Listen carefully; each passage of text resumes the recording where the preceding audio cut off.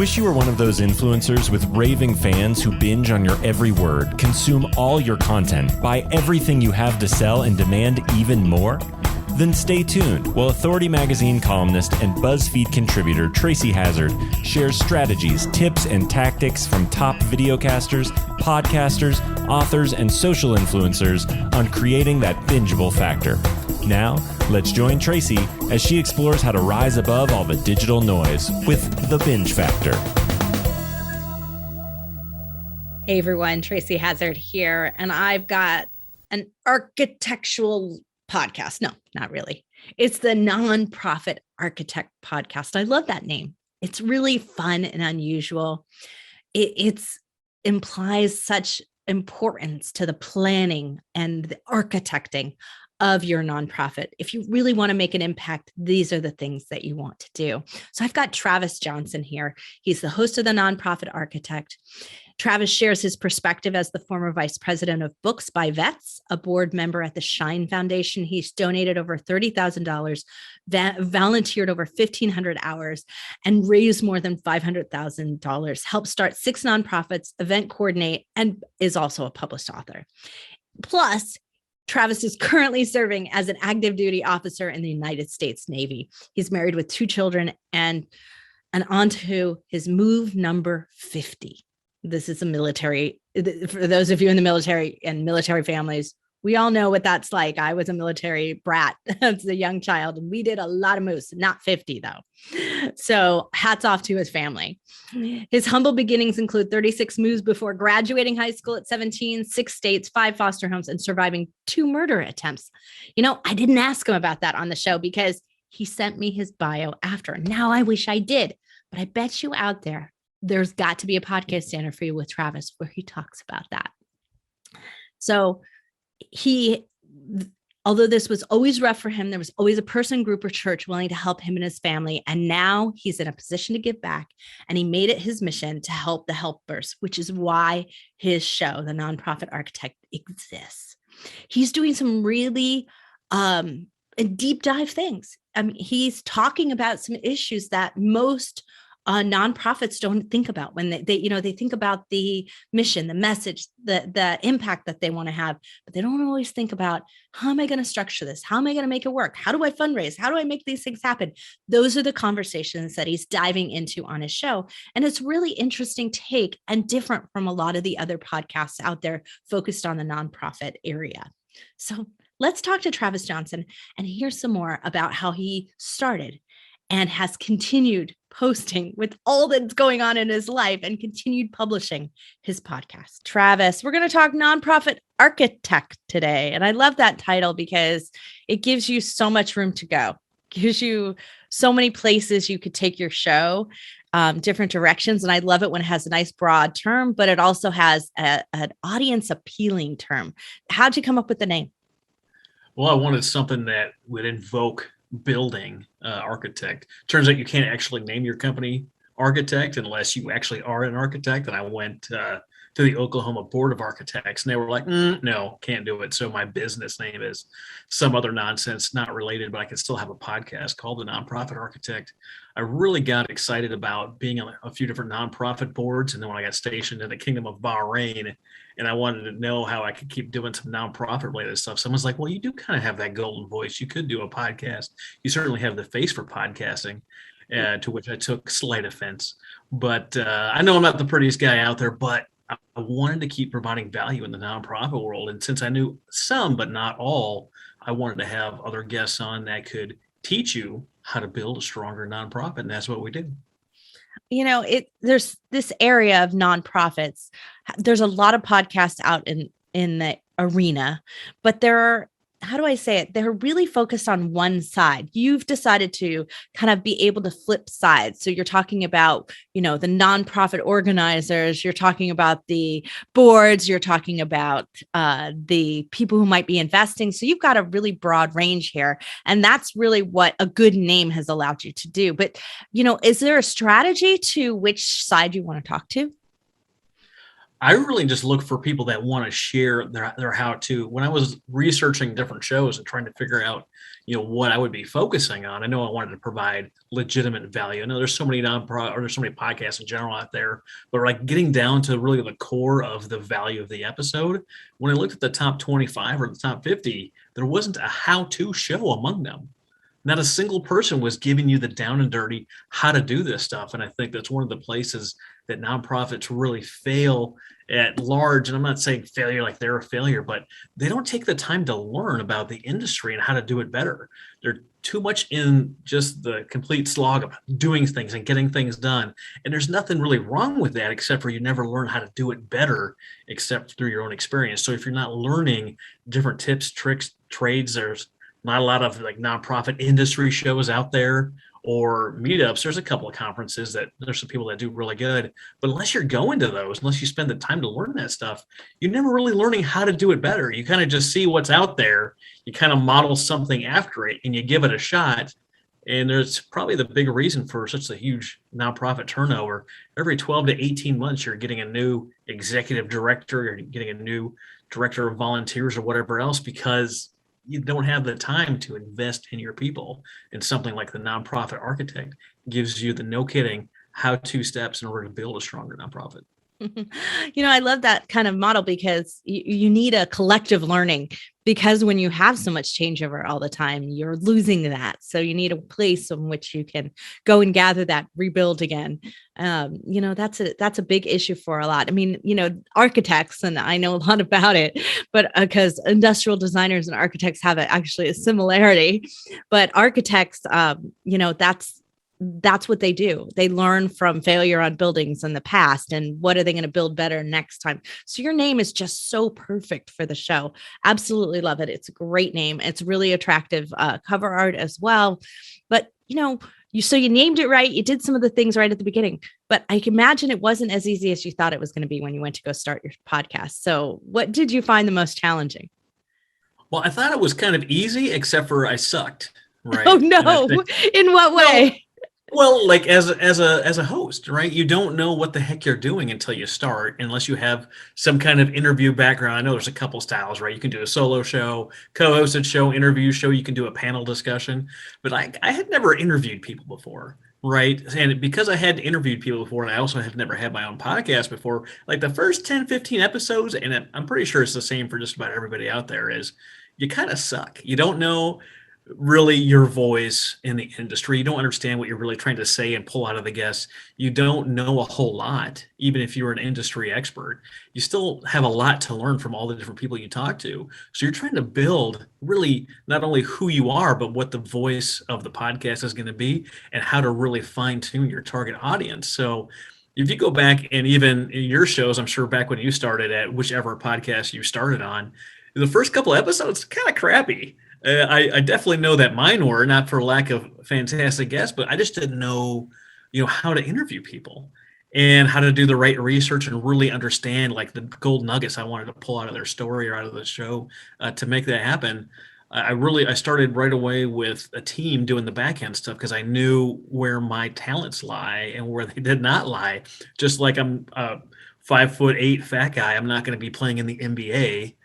I know my talents don't lie there. I knew I wasn't going to have at the time. I'm still full-time active duty Navy and not going to have the time to do all the back end stuff. So I hired that out right away, knowing that I wouldn't be able to do that. But I didn't know, how to book people or where to find people, where to find the right people or who the people I was looking for. I identified who I wanted my audience to be, but I didn't know if they were going to be listening, right? So you have all these kind of unknowns, but the best thing I did for that was actually just start. Just got started. Yeah. Start doing the show, even though you're terrified. You're like, how are people going to look at me? Like, who am I to have a voice in this industry, whatever it may be? Just getting started helps you figure out most of those problems. Well, I don't think your beginning was so rough because I always go back, listen to the first episode, listen to a more recent episode. It's kind of my process as I evaluate your show. And I don't think it was that rough for a first interview at all. So that you definitely did a really good job there. And, I think you have grown in terms of how you shifted. Like your most recent episode that I listened to was talking to a dog trainer, which just seems, diametrically opposed to talking about nonprofits. Like, what does that have to do with anything? But you really angled it and you really brought it in really quickly. And the guest did a great job too of following your lead. So, your interview skills have definitely gotten better over time. That's for sure. So yeah, not your roughest. I would definitely say not your roughest. I've heard some that are pretty rough at the beginning of not knowing how to interview, and you don't have that. You definitely have some seamlessness throughout the shows.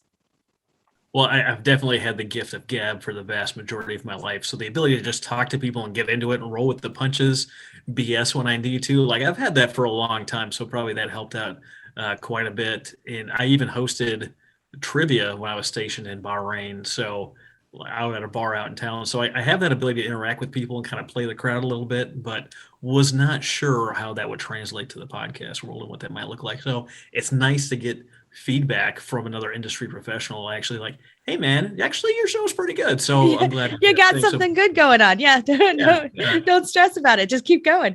Yeah. You mentioned time, and I really want to dive into that because that is such a hard thing for most podcasters out there. And you're active duty, US Navy, you've got nonprofit boards that you're on, you're, sometimes not stationed at home. So you've got a lot going on. How do you manage to, besides a team that is doing post-production for you, how do you manage to find the time to even do the podcast? Well, this is an important question. It really is, because in the beginning I was in the Middle East, right? My family was in the US. I wanted to have something to do that would take up some of my time, like on purpose, to make sure I was doing something productive. So that when I started, it was almost easier to be in the Middle East than be in America, because I didn't have to worry about grocery shopping for the family, or getting a kid to a practice or to school or home, or coordinating my work schedule with my wife's schedule. I was really just doing work. And then I had the rest of the time was free time to do whatever I wanted, which was nice. The hardest part was getting back to the States, trying to reintegrate with my family, do the Navy as much as the Navy needs me, which they're pretty needy. They need me a lot. And to still be able to do the show. And one of the ways I started doing that was changing my schedule to only be available certain times. Initially, it was open. Whenever I wasn't working, I had the wide open schedule, and being 8 hours different from the central US, I had to have early mornings and late evenings I had to have available to meet with guests. I ended up interviewing a couple of people in Europe and New Zealand and different places, which was a lot of fun, but having the times right for the guests to get in there.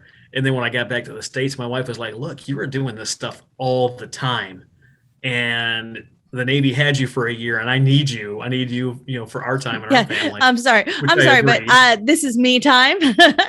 yeah, this is me time. You had you time. I need me time.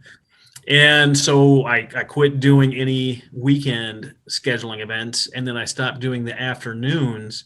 Only the mornings on Mondays and Wednesdays is what I got down to. That's my dedicated time for the podcast. You're going to be able to meet me there to do a pre-interview. I'm a big fan of the pre-interview. I know a lot of people are not, because it just takes up time, right? It's another time in the schedule. It does. But if you have a dedicated morning or two where you can interview a bunch of people, 2, 3, 4 interviews, you have all of your stuff done for the month. Like right now, we're recording this. It's the 30th of August, and I have enough episodes recorded to take me through Christmas. That's great. Yeah. See, you're banking them up. You're staying on schedule. I love it. So it keeps it easier to be committed to it when you're not behind. Yes. And that happened to me, right? That's part of the learning process. Like I had a bunch of episodes come out. I had them recorded. I was doing them probably week to week, trying to figure out how to do some kind of schedule. And then my family flew out for Christmas to Bahrain, and we did New Year's in Dubai, which if you get a chance to do that, highly recommended. Do New Year's on the beach in Dubai. It's like 75 degrees. Everyone's excited. It's a lot of fun. But I didn't have enough banked up episodes. So my numbers took a hit in January because I didn't publish anything, and learned that if I'm going to be doing this, I have to, meet my mission thing. And if I say I'm doing a weekly show, I've got to have them, recorded up. Like right now, if I get in a car wreck and I'm in the hospital for 3 months, my show is going to keep on producing itself. My back end team is going to do the editing. I've got all the things in the files that I need to. They've been trained over time to do what I need to do and do it the way I want it done. and now it runs like a seamless machine. I give a little bit of tweak, right? If you're in the aviation world, a little bit of stick and rudder. If you're in the ship world, a little bit left or right. Hey, come right, 3 degrees. Just a little bit of guidance to keep them going down the track I want them on, and everything runs smoothly. That's really good. Well, let's jump into some of our 3 things that we talk about. So you mentioned refining over time your guests. So how do you go about getting great guests? What is your process right now? Well, there's the biggest thing that I care about is, are they going to provide value to my audience? Absolutely have to meet that metric. If they don't meet that metric, why would I have them on the show? Are they going to be able to teach something or get down into a topic? I've got to make sure that they're meeting my mission statement of the podcast, whether that's the name, whether you have a separate mission statement, whatever that is. That's the promise you make with your audience on the product that you're going to deliver to them each and every week, day, month, depending on how often you do your show. I went initially to, where are my nonprofit leaders at? Because I interviewed nonprofit leaders, business leaders, and consultants. So I reached out to the groups I was already a part of. Right. For the nonprofit world, there's groups on Facebook and LinkedIn that deal with this sort of things. And there's people in there that are in their learning, right? Some nonprofit leaders, some startup leaders. There's consultants that are in there that have their expertise that they teach. And then I'm in some veteran entrepreneurship groups, and I know they can teach leadership or they can bring business into the nonprofit world. So I'm a firm believer that businesses should be more like nonprofits and nonprofits should be more like businesses. So the only way to bridge that gap is if I have the right type of guests willing to come on and share their expertise. And since most of the people I've interviewed in the past aren't regularly scheduled guests on other shows, I have to do kind of a pre-interview to find what their magic is. Can I keep them on message? And I've had a couple times that I've had to re-interview guests. Like, we got through the thing and they just got so excited that they went way off the rails, and I wasn't yet a good enough host to kind of rein them back into the message and the thing we want to talk about. One, very much in my first season, within the first 10 episodes, she just got so excited that we had to reschedule. And then I had someone this season that's not yet out yet. She's a professional, but she normally speaks to other professionals in her industry. So a lot of the episode was filled with technobabble. That's industry specific speak for whatever they're talking about. And we got done with the episode and I said, hey, we had some bumps in there that I want to re-interview with you. And she was very gracious to hear some feedback, because I want to make sure that her message wasn't lost on my audience simply because they didn't speak the same language, right? An engineer can talk about resistance and electronic circuit using ohms, volts, and amps. And everyone's eyes roll on the other side because they're like, I don't know what that meant. Right. But I can explain the same concept talking about water flowing through a garden hose, and how if you kink the hose, everyone can understand the concept. And I don't have to use the industry specific terms, right, to make sure everyone gets the message. Yeah, so this was a challenge when we had our 3D print show. So I totally understand that it is a challenge that sometimes you have to step back and explain it. And in our case, we were lucky because Tom spoke the technobabble, but I spoke, the human language at the end of the day. And I would say, I didn't understand a word that guest said. Explain that to us. And so it worked out great. But yeah, you do have that issue. So I'm so impressed, Travis, that you would re-interview and that your guests have been so gracious to do that. So few people do that I've come across here. So that is a sign of a really quality show, what you're putting together here, because you are being very curated about what your audience is receiving. Mm-hmm. Oh, absolutely. And I really want to make sure I cover different topics. When you talk about the nonprofit world, you've got some things that are standard. You've got boards, you've got fundraising, you've got events. Those are, you can get those, but how do you do those things differently?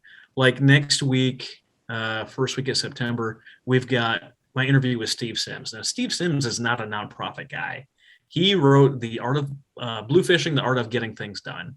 And it's an amazing book. If you haven't checked it out, please check out Steve Sims' book. But he does world-class events for millionaires and billionaires. And in fact, he runs Elton John's red carpet event, Oscar event, every year as a nonprofit, as a fundraising event. And we walk through what it looks like, because he's done events for both millionaires, billionaires, and nonprofits. Like, what are they doing right and what are they doing wrong?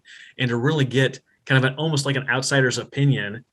He's British, but now has his American citizenship, to get his perspective on what's working and what's not working and why. is world changing. I've had people come in and talk about how to create partnerships with businesses that aren't just putting their logo on a website or on a t-shirt, but actually creating value for all sides involved.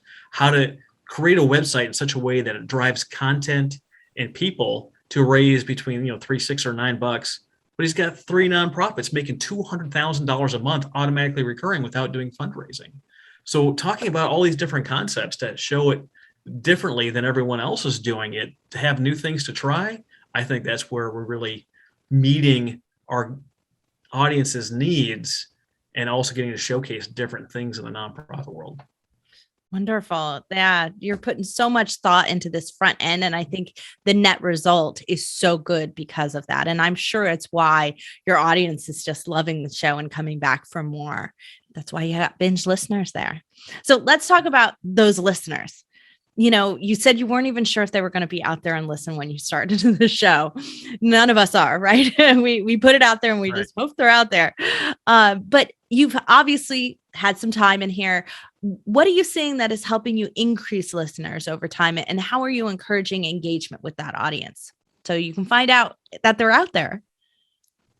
Absolutely. So what I found, I took Russell Brunson's advice. He's the co-founder of ClickFunnels. You've got to get in groups where you've got 1 million people that you care about. That might be one group, that might be 3 or 5 or 10 groups of your core audience. Like, where does your core audience live and how can you engage with them? If you're local, you're going to be at bars and pubs and clubs and the Rotary Club and the Chamber of Commerce and the school board and all those organizations, right? Where do your people live? So I found that nonprofit people congregate in different groups on Facebook and LinkedIn. And I go in there and I engage with them and I answer questions. And then I add the people that are engaging, the people that are asking or answering questions, because I want them to see my podcast type stuff. I don't say, hey, check out my podcast, right? Unless I've talked to the owners of the group and they say it's okay to promote. Some people are, some people are not. And if you get kicked out of a group, then you don't have access to those people, right? So I go in there and provide real value.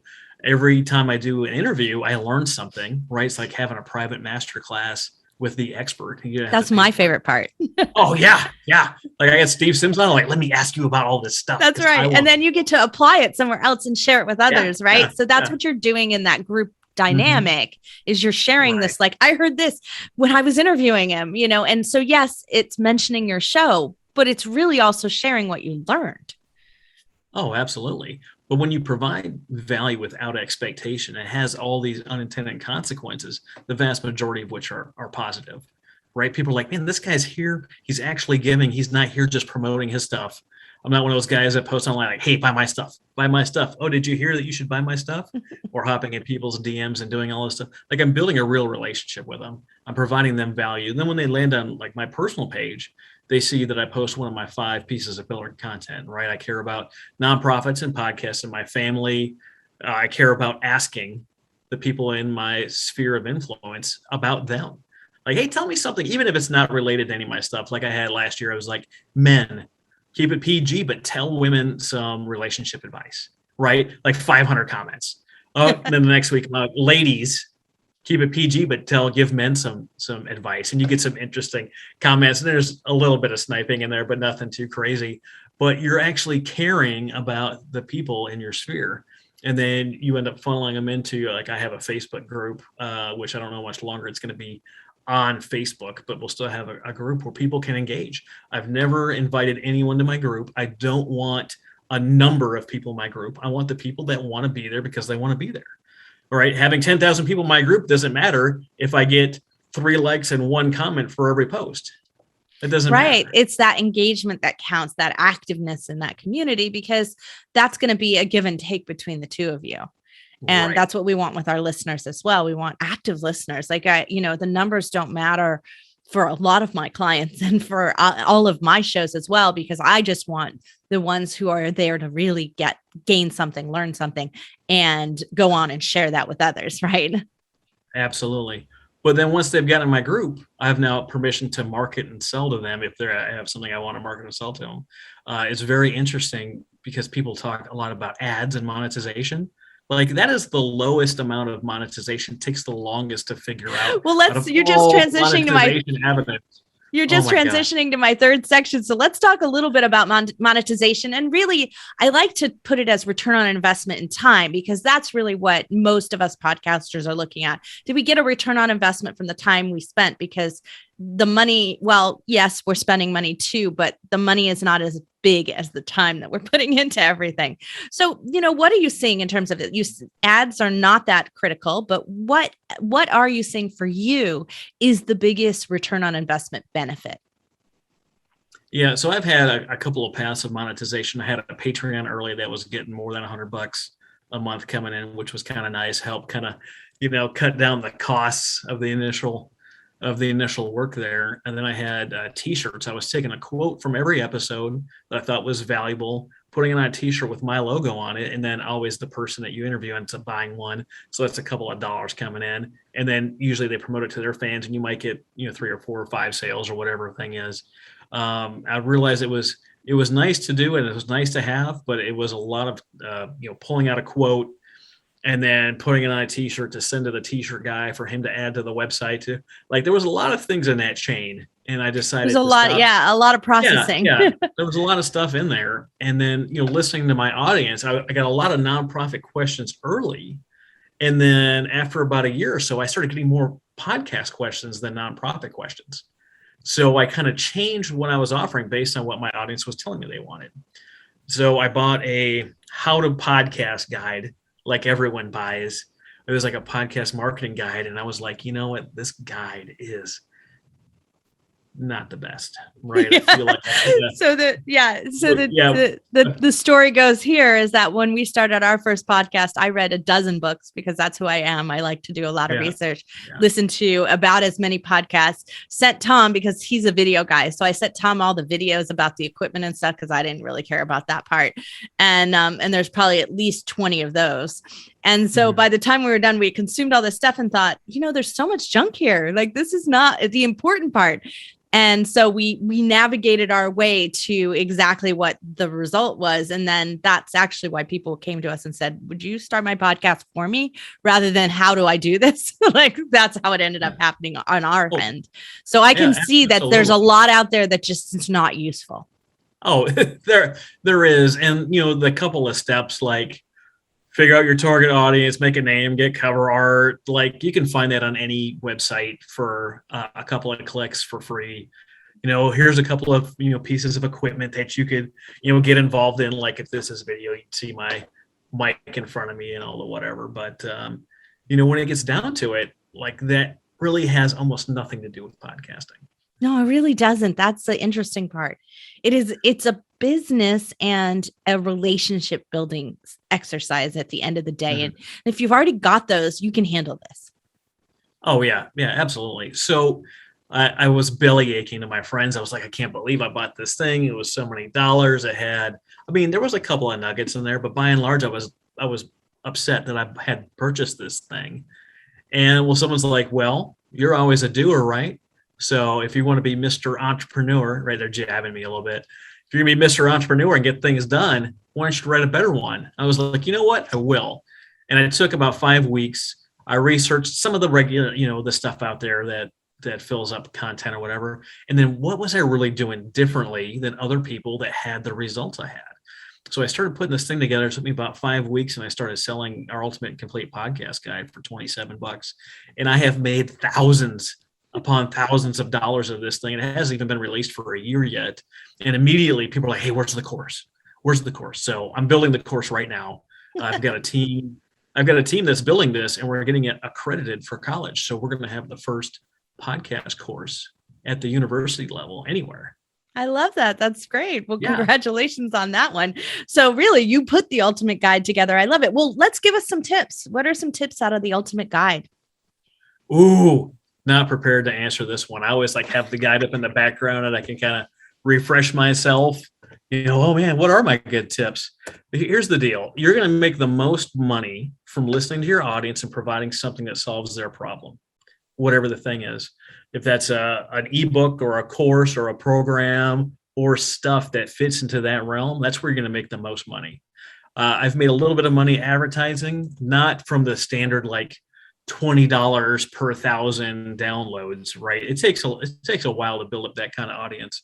But I provided advertising for a guy that was doing an event very specific to my niche. So I provided him, 80,000 emails, and I provided him, well, I didn't, give it to him. I sent out his stuff to our audience. I had a couple people in the industry that piled on and helped with that. And we ran it for the show over a specific number of weeks based on a price tag. So I made money for a specific event. That was really nice. We do audiograms using Headliner like most people do, but I take out 5 clips, so I have something every day to use to promote my show. And I make sure that anyone that I talk to, either as a potential guest or anyone in the nonprofit world, I'm sending them episodes that meet their needs, right? I've got like a how to use the Google ad grant, how to utilize and maximize the Google ad grant. I've got a guy that teaches you how to turn your website into an active employee. This is how you use blogs, vlogs, or podcasts to generate content on your site, because most nonprofit sites are really just a digital brochure that has no value other than here's our mission statement, give us money. So how do you actually drive traffic to your website? Like if you stop listening to this and you Google Nonprofit Architect Podcast, you'll find that me or some of my stuff is the first 4.5 pages of Google. The first 45 results are me. And we show you how to do that in the guide. We use our sphere of influence and the people that are connected to us to help be part of our marketing solution. So every time I talk to someone, they get 8 recommended podcasts that are going to help solve their problem. Then when we have a guest on, I make sure to send out where all the links are, right? Here's the link on Libsyn, here is on Apple, here is the YouTube, which I use repurpose.io. And then I also provide the live video, the unedited raw version. You get to see all the outtakes. Which is a funny way to say that I didn't take any time doing any editing. Right. So hold on a second though. I'm gonna step in here, Travis, because that actually is a non-authority building model that we don't teach here on the Binge Factor and Feed Your Brand on my shows. So don't use your Apple link. Don't use your Libsyn link. You should never use your host link. Definitely not. It has no value to you at all. It only gives them power, not you. So if you're a nonprofit, whatever it is that your website, if you've got a website strategy, you should always use the link from your website for everything. At the end of the day, it will add to that power that Travis is talking about, that Google power. It will add to it at a higher degree and create greater cross-linking and greater cross-checking in terms of people like clicking into you. And that is going to be the highest power, because also there's too many other links. Like, do I choose Spotify? Do I choose Apple? Do I choose, where do I choose? So if you keep it to that one thing, you're actually going to power up exactly what Travis is talking about here, which is so important. You've got to make sure that your guests are sharing you, right? I mean, if they're not, then it's not working for you. Right. I have an 8 times higher view rate on guests that share than guests that don't share. Right. See, that's great that you have that stat and you're checking that stuff out. Well, Travis, before we go on any further, I got to ask you, did you know at some point you had binge listeners? Yes, absolutely. So we migrated our website. We had it hosted on Libsyn. We had my URL, nonprofitarchitect.org, linked basically to the Libsyn page, right? The podcast page. When we migrated that page over to its own independent website, this is a note for you people. Sometimes your RSS feed actually changes. And I didn't know this. So on a lot of my output, like I'm on like 50 podcast channels, like most of us are, right? On my outputs, because the RSS feed changed, they stopped getting populated. So the places that these people were listening to, they were like, after a couple of weeks, they're like, hey man, did you stop your show? Because I'm not getting any new content. And because I had those binge listeners that were listening and following me on different channels, they were able to alert me to the fact that our show wasn't being published. Even though we were still publishing a show every week, those channels weren't getting updated. So this is just for you guys out there, don't freak out. This is a common Libsyn, Anchor, and SoundCloud problem. with those companies when you start to shift and make changes to your website URL. It is not a common problem across every hosting platform. It doesn't happen in Podbean very often. You'd have to really break something over there. And it definitely doesn't happen here on Podetize ever, because we're always monitoring and making sure your RSS feed and your website are connected at any given time. So it's a technical hosting problem that Travis is talking to, but so grateful that your audience like reached out and said, hey, it's not working, because otherwise you might not have never known. So. Oh, absolutely. And then I had friends that are not in the nonprofit industry at all that started reaching out to me with questions and different things about my show. Like, I had no idea they were A, listening, right? B, they're not in my target market at all for what I'm talking about, even though my show really translates to not only startup nonprofits, but startup business as well. Almost every single episode translates over, which is wonderful. But like, people like I never expected to be listening were like, hey, remember when you were talking about this? I was like, oh, you're listening to my show? Like, this is so cool. Like, I had no idea. They're like, oh, yeah, I can't get enough of your voice, Travis. And I was like, what? I actually had someone like book time with me and get on my Zoom, right? And we were chatting. And like 20 minutes in, she's like, I kind of have a confession to make. I was like, what do you confession? Like, what are you talking about? Like, completely blindsided. She's like, I wanted to see what you looked like based on your and I was completely shocked and blown away, because that's just not how I think about myself. I'm walking around like, I got to see the face that goes with this voice. Yes. Well, I think video might be in your future, Travis. You may actually have a face for video. Yeah. So, do you have any idea what your binge factor might be? I don't know. I don't know. Between my voice, I've been told I have a voice for ASMR. With ASMR? I do know exactly what that is. Yeah. We have quite a few people who talk about that here, who have different podcasts that are related to that. So yeah, it's sort of that soft voice. Soft, smooth, sultry, buttery. Yeah, voice. Exactly. Yeah. Anyway, no, I mean, you have a great voice. There's no question about that, but that's not the reason, because it'll only go so far, someone just listening to a voice that they like, right? I mean, it might work for meditation or something like that, but it's not going to work for something where you're going to invest 45 minutes to an hour of time a day or a week. And so, what is that binge factor, and how do we do that? And what I see in your show clearly, so Travis Johnson, your nonprofit architect show has a mission. It is clearly decided. You have clearly decided that you are going to really provide extreme value to all aspects of the nonprofit marketplace. And in it, every week, by the guests you choose, by the topics you focus on, and by the way you curate that, you are delivering on that mission. So why wouldn't people want to show up to something where someone says they're going to do something and then they give it to you, right? That's just logic. Like we want to go to people we can trust to deliver for us. And that's what you do week after week after week on the Nonprofit Architect. Well, thank you. I really appreciate that feedback. I was going to say, I know we have engaging conversations. I know we get right into the meat and we distill it down to exactly what the thing is. Like, I had a conversation, it's not published yet, but we talk about cryptocurrency and how nonprofits can use cryptocurrency, how they can accept it, what it is. And it was a lot of technobabble. So we spent a lot of time dissecting and boiling down the key factors of cryptocurrency, words like blockchain and coin versus token, and what this looks like, how you can accept it with a crypto wallet, and then how you can either hold it or convert it right to dollars to put in to work in your nonprofit right away. That's such a hot topic too in any business. Yeah. Like, I could see lots of other of your startup business people going like, I need to learn that too, not just the nonprofit. Right.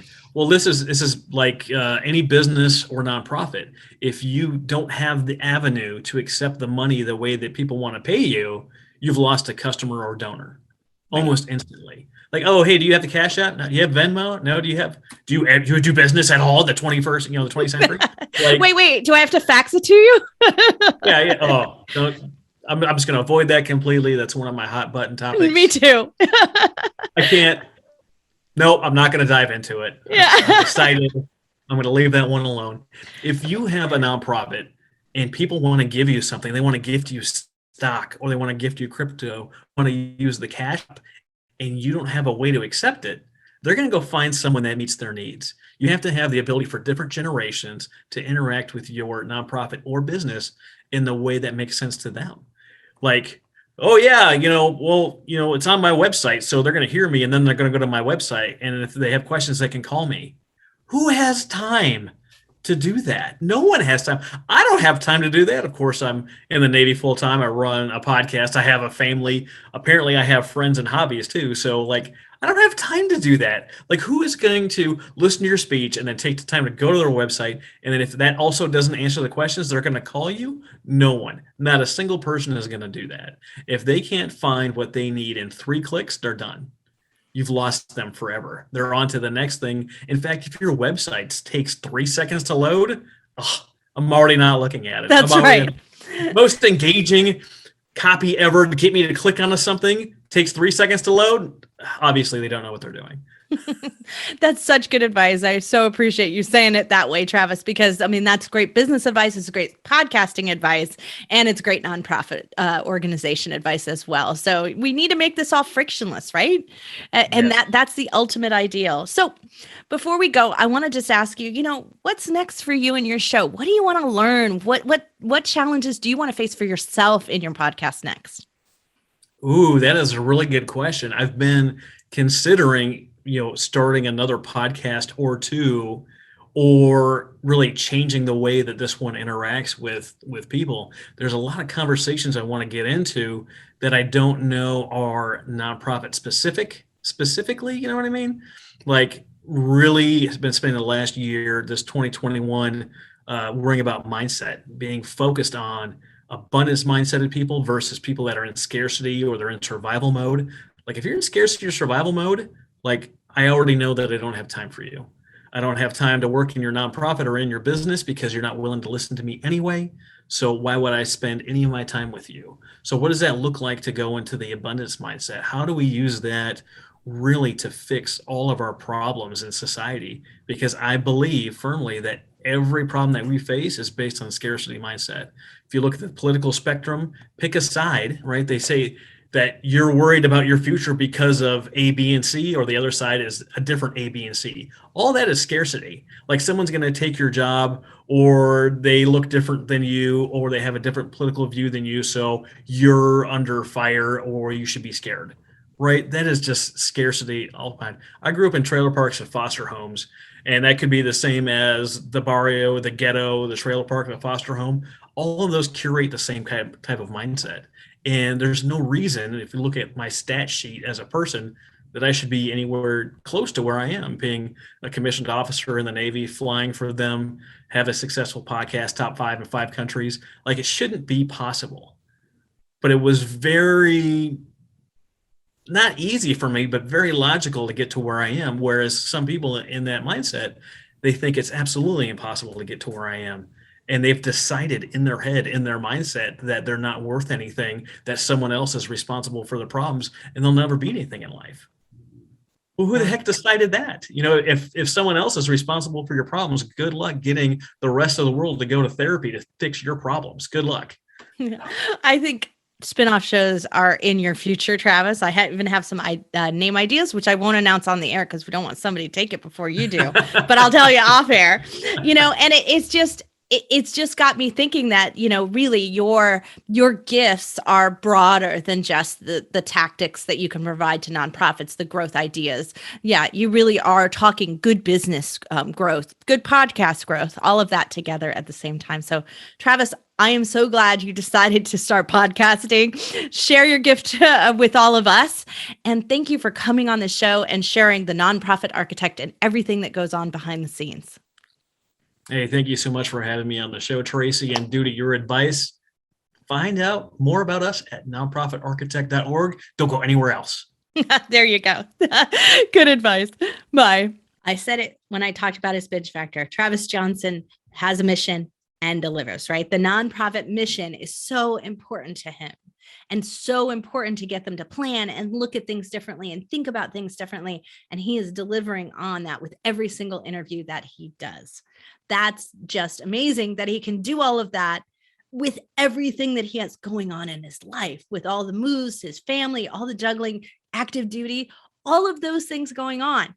So I kind of think if you're sitting back here, you've got to start thinking to yourself, I don't have an excuse that I don't have time to podcast.